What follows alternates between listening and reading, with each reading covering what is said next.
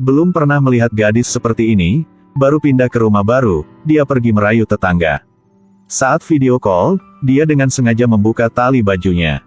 Anak laki-laki di hatinya seperti api yang menyala. Dia pergi mencari gadis tetangga dengan marah. Lalu dorong dia dengan keras dan dia jatuh. Tidak sabar untuk memamerkan perut kencang. Nam Jo adalah karyawan dari perusahaan tertentu. Dia seperti biasa sibuk bekerja. Ketika dia akan pulang kerja, dia membeku. Dia menerima pemberitahuan pemecatan. Dia tidak berdaya, jadi dia hanya mengemasi barang-barangnya dan pergi. Dalam perjalanan, dia menelepon pacarnya. Dia pikir pacarnya akan menghiburnya. Siapa sangka dia bilang dia sangat sibuk. Meski begitu, Nam Jo menyuruhnya untuk tidak melakukan terlalu banyak. Sebelum dia selesai berbicara, pacarnya sudah menutup telepon. Saat ini, Nam Jo sedikit gelisah. Jadi dia menyelinap ke rumah pacarnya. Segera setelah dia membuka pintu, dia mendengar suara terengah-engah. Nam Jo segera memiliki firasat buruk. Sampai dia melihat pemandangan di depan matanya. Pacar sedang berolahraga dengan pria lain. Dalam satu hari, Nam Jo kehilangan semua karir dan cintanya. Dia lelah berbaring di tempat tidur sambil berpikir. Pada saat ini, sahabatnya datang untuk menghiburnya.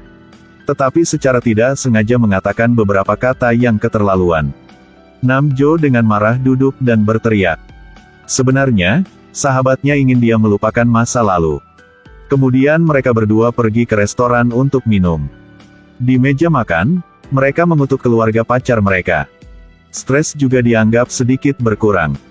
Dalam perjalanan pulang, mantan pacarnya datang untuk menemukannya. Berpikir untuk meminta hadiah. Siapa yang akan berpikir untuk membawakannya beberapa barang? Setelah itu, mantan pacar pergi dan pergi. Kemarahan membara di hati Nam Jo. Keesokan harinya, ada ketukan di pintu untuk membangunkannya. Buka pintu untuk melihat, ternyata gadis cantik. Ternyata, Yang Hee adalah tetangga baru yang pindah. Dia ingin meminta Nam Jo untuk membantunya dengan barang bawaannya. Meskipun suasana hati Nam Jo tidak terlalu baik. Tapi melihat tetangga cantik seperti itu, dia tetap setuju. Setelah itu, Yang Hee mengundangnya untuk makan malam untuk berterima kasih padanya. Setelah beberapa gelas anggur di perutnya, Nam Jo mulai berbicara.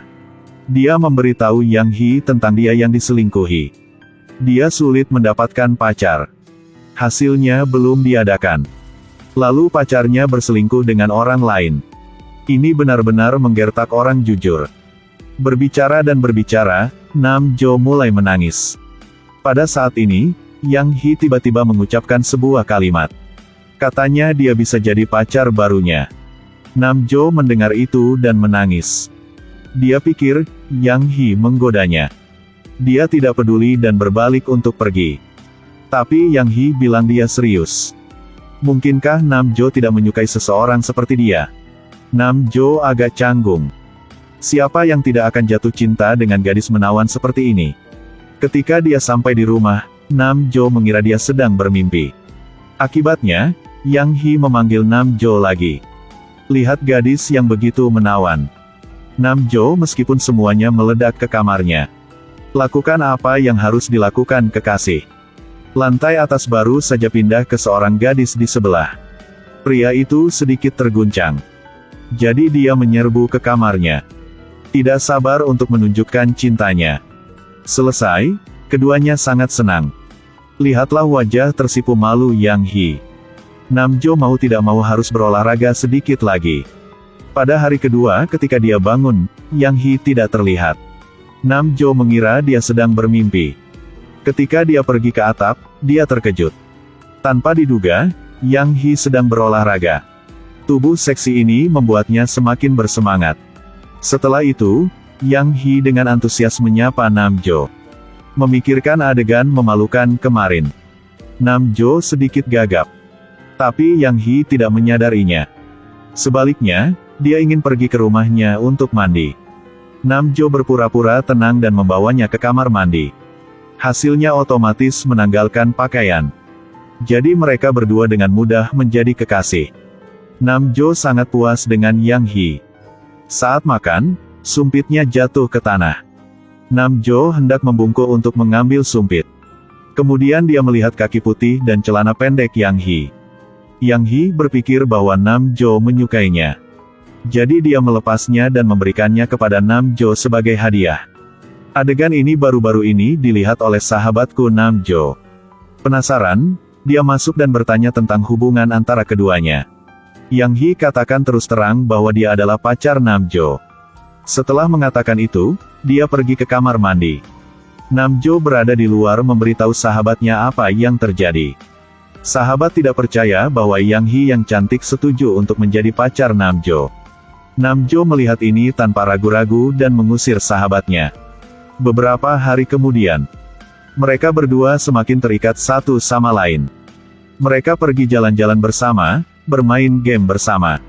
Tertawa bahagia, sangat bahagia. Tapi hal yang paling membahagiakan adalah ketika Namjo sedang membutuhkan. Yang Hee menjawab tanpa ragu-ragu. Tapi kebahagiaan datang terlalu tiba-tiba. Namjo selalu terasa seperti mimpi. Setelah dia tenang, ingat apa yang dikatakan sahabatnya. Dia benar-benar tidak tahu banyak tentang Yang Hee. Untuk mengenal pacarnya lebih baik, dia mencoba bertanya tentang situasi keluarga Yang Hee. Tapi Yang Hee menolak untuk menjawab. Dia bahkan mengatakan bahwa dia hanya bisa tinggal dengan Namjo selama 3 minggu lagi. Sampai saat itu, kalian berdua akan putus. Namjo memikirkan waktu bahagia tadi jadi dia hanya harus berkompromi. Malam itu, sahabatku datang ke rumah Namjo untuk makan dan minum. Yang Hee sangat antusias menyapa satu sama lain. Mereka berdua berbicara dengan gembira di depan Namjo. Tak diduga, Namjo cemburu jadi dia mau usir sahabatnya pulang. Tapi sahabatku tidak ada niat untuk pergi. Dia ingin melihat apa yang terjadi pada mereka berdua. Namjo saat itu juga membuat Yang Hee marah dan pergi. Tunggu sampai besok pagi. Yang Hee kembali ke kamar Namjo. Saat ini, Namjo masih tidur. Dia menyelipkan tangannya ke dalam selimut. Tapi kemudian, dia menyadari ada sesuatu yang salah. Tanpa diduga, sahabat Namjo berbaring di selimut. Mereka berteriak. Sahabat Namjo buru-buru kabur. Namjo juga bertengkar dengan Yang Hee karena itu. Tapi suasananya berangsur-angsur menjadi aneh. Jadi mereka berdua memasuki babak berikutnya. Gadis cantik dengan lembut membuka pintu. Dia melihat pacarnya sedang tidur nyenyak. Dia perlahan menyelipkan tangannya ke dalam selimut. Tapi dia merasa ada yang tidak beres. Saat dia membalik selimut, dia baru tahu ada orang lain di dalam selimut. Mereka bertiga meledak. Sahabat Namjo ketakutan dan melarikan diri. Namjo juga bertengkar dengan Yang Hee. Tapi suasana tiba-tiba menjadi anehnya gelap. Pada akhirnya mereka berdua berdamai. Setelah ini, Yang Hee membuat ekspresi yang sangat aneh.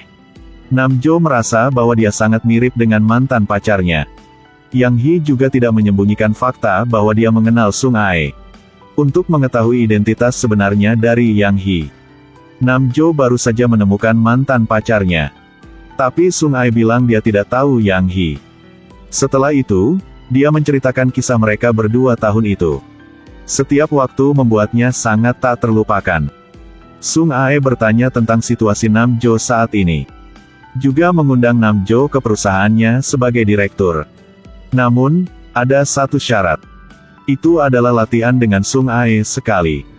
Tanpa diduga, Namjo berbalik untuk pergi. Malam tiba, dia mendapat pesan dari Sung Ae. Lalu, dia mengatakan ini pada Yang Hee. Ketika Yang Hee dengan murah hati setuju lagi. Jadi kalian berdua pergi ke perusahaan Sung Ae. 3 orang menandatangani kontrak bersama. Bersiaplah untuk melakukan senam yang intens. Tanpa diduga, di tengah jalan, Namjo menyesalinya. Dia tidak bisa menerima mitos ini. Tapi Yang Hee peduli dengan pekerjaannya. Keduanya bertengkar hebat dan kemudian berpisah. Namjo melewati supermarket dan melihat Yang Hee. Dia ingin meminta maaf padanya. Tak terduga, Yang Hee mengatakan dia tidak mengenalnya. Ini membuat Namjo tidak mengerti sama sekali.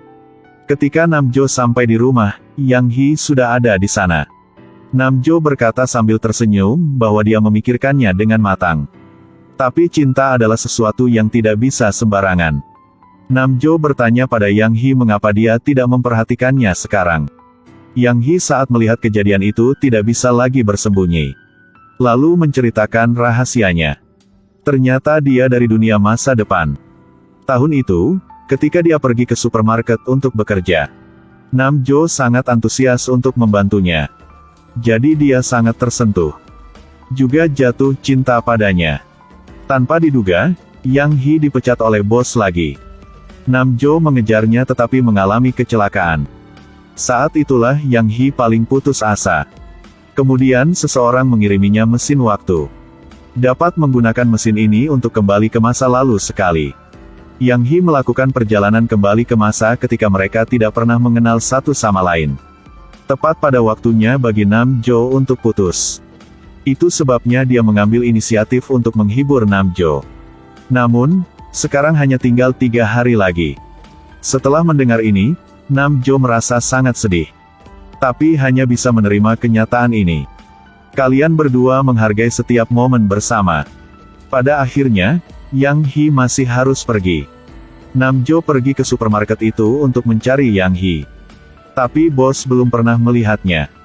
Tidak lama kemudian, Namjo menemukan pekerjaan baru. Dia mengingat waktunya dengan Yang Hee. Rekan kerja wanita baru membuat Namjo sangat bahagia. Dia terlihat persis seperti Yang Hee. Mungkin mereka berdua bisa melanjutkan nasib ini. Tapi pihak lain tidak mengenalnya. Namjo hanya bisa menjaganya diam-diam. Hari itu saat mengantarkan barang, Namjo mengalami kecelakaan. Yang Hee duduk di luar kamar rumah sakit menangis untuk waktu yang lama. Dia mengingat saat-saat bahagianya dengan Namjo. Ternyata, dialah yang dia cari. Untungnya Namjo tidak terluka parah. Dua orang dengan senang hati saling berpelukan.